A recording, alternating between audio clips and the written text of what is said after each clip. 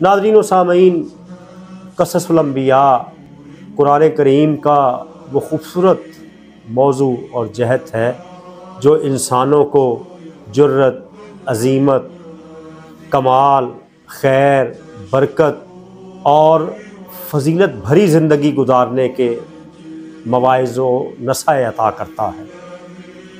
ज़बीउल्लाह कायनात में एक ही ज़ात हुई है और वो है हज़रत सैयदना इस्माईल अलैहिस्सलाम। आपके वालिद माजिद हज़रत इब्राहीम खलीलुल्लाह ने ख्वाब देखा और अपने बेटे से ज़िक्र किया कि ऐ मेरे बेटे,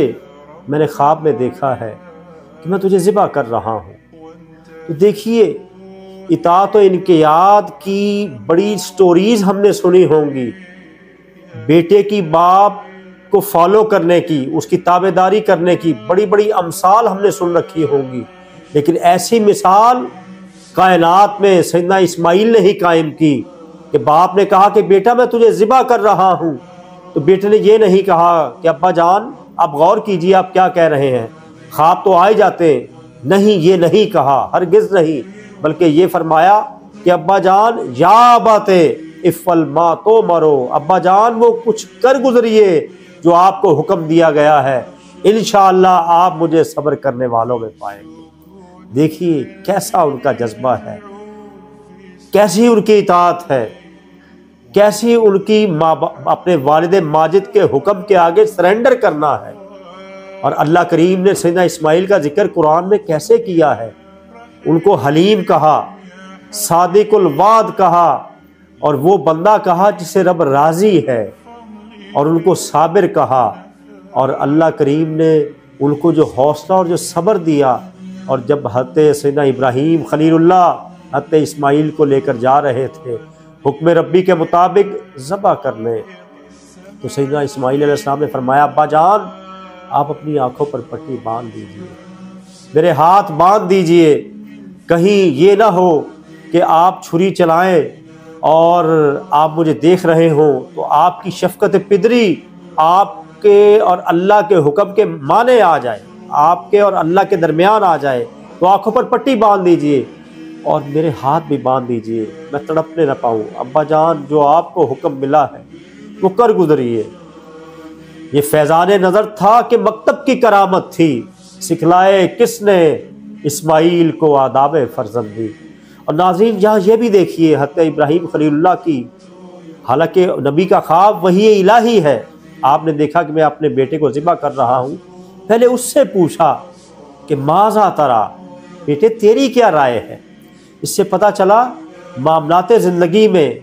वालिदैन को औलाद से मशवरा कर लेना चाहिए। और एक तरफ बाप की अज़मत है कि वो बेटे से मशवरा कर रहा है, दूसरी तरफ बेटे की अज़मत है कि वो बाप के हुक्म के आगे कोई बहाना नहीं कर रहा, कोई बात को मौखर नहीं कर रहा, बल्कि जो बाप का हुक्म है उसके आगे बिल्कुल कह लीजिए अपने सर को झुका रहा है। रहती दुनिया तक दुनिया के इस अजीम बाप बेटे की दास्तान, जो कुर्बानी की दास्तान है, जो इताअत व इनक़ियाद की दास्तान है, जो बंदगी की अजीम दास्तान है, जो बेटे की बाप के साथ वफा की और उसके आगे झुकने की दास्तान है, जो तस्लीम व रज़ा की दास्तान है, और जो रब्बे ज़ुल जलाल की रज़ा और खुशनुदी की दास्तान है, रहती दुनिया तक इनके तज़किरे जारी रहेंगे। और कहीं लोग खलीलुल्लाह की अज़मतें और कहीं ज़बीउल्लाह की अज़मतें बयान करके अपनी तबीयतों को शाद करते रहेंगे, और उनकी इस गुफ्तगू से, उनकी इस अल्लाह की बारगाह में अबदियत के रंग और मनाजिर से अपनी ज़ात में अबदियत के वो रंग लाएंगे जिससे अल्लाह राज़ी हो जाए और उनकी दुनिया भी संवर जाए और उनकी आखिरत भी संवर जाए। और नाज़रीन मोहतरम, बंदगी के रंग ही होते हैं जो बंदे को बंदों के दरमियान भी मकबूल बनाते हैं और बारगाह रब्बे ज़ुल जलाल में भी मकबूल बनाते हैं। आज हम क़ससुल अंबिया पढ़ते तो खूब हैं, लेकिन क्या अंबियाए कराम अलैहिमुस्सलाम के किस्से पढ़कर हमारी तबीयतों में, हमारे मिजाज में, हमारी फ़िक्र में भी अल्लाह ताला के हुक्म के आगे सरे तस्लीम खम करने का वो जज्बा बेदार हुआ, इताअत का वो रंग आया, बंदगी की वो कैफियत पैदा हुई कि हम अपनी जान भी रब के हुक्म पर कुर्बान कर दें। यही क़ससुल अंबिया सिखाते हैं और यही मकसद है क़ससुल अंबिया का कुरान करीम में बयान करने का। अल्लाह ताला हमको क़ससुल अंबिया पढ़ने की, समझने की भी तौफीक दे, उसकी मार्फत व इदराक भी दे, और क़ससुल अंबिया में जो मवाइज़ और नसाए हैं उस पर अमल करके अपनी दुनिया और आखिरत को संवारने की भी तौफीक अता फरमाए। वस्सलामु अलैकुम वरहमतुल्लाहि वबरकातुहू।